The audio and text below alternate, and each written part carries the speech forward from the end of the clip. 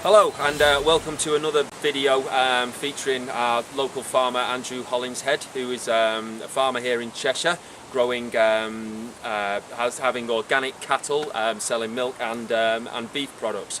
So I've got Andrew along with me today to just talk a little bit about beef and the quality of the beef that we eat.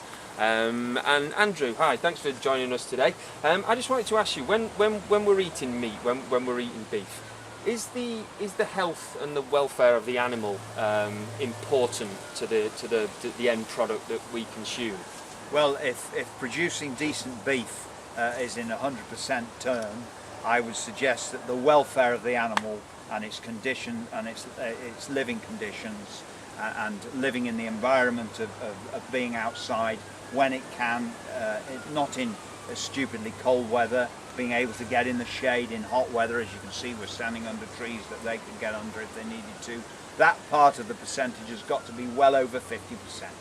Right. The welfare of the animal, the communication with the animal and looking after it as though it's your own, and them enjoying their whole life is vitally important, and it should be completely natural. I'm not suggesting that they should be out 12 months of the year necessarily. If the weather is not right for them, there should be good shelter for them to come in onto the yard.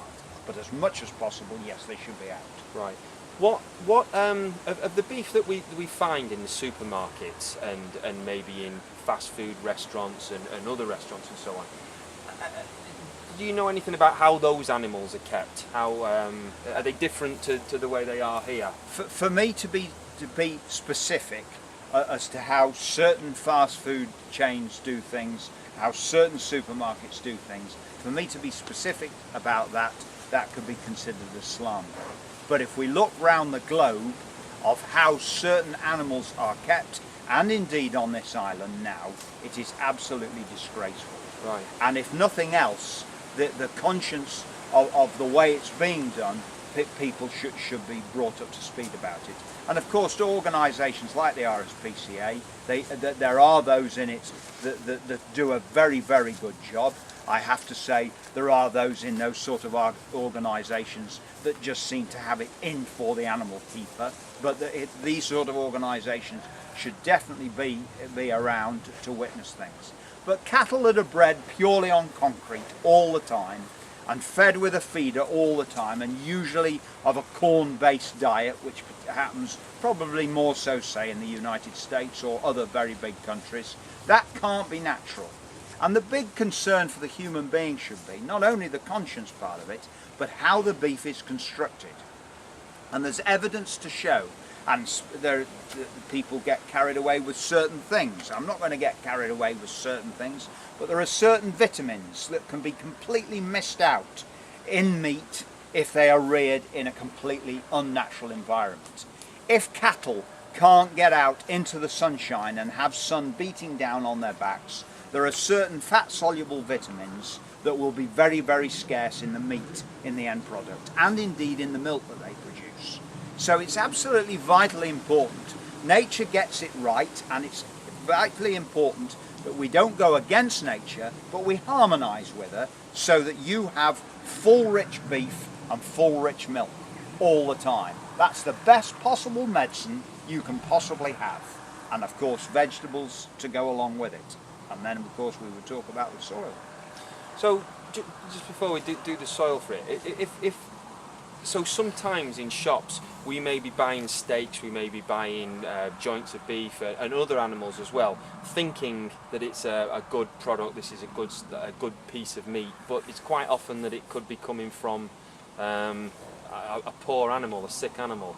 Well, there's long history. There's long history on being able to inspect meat for its good quality.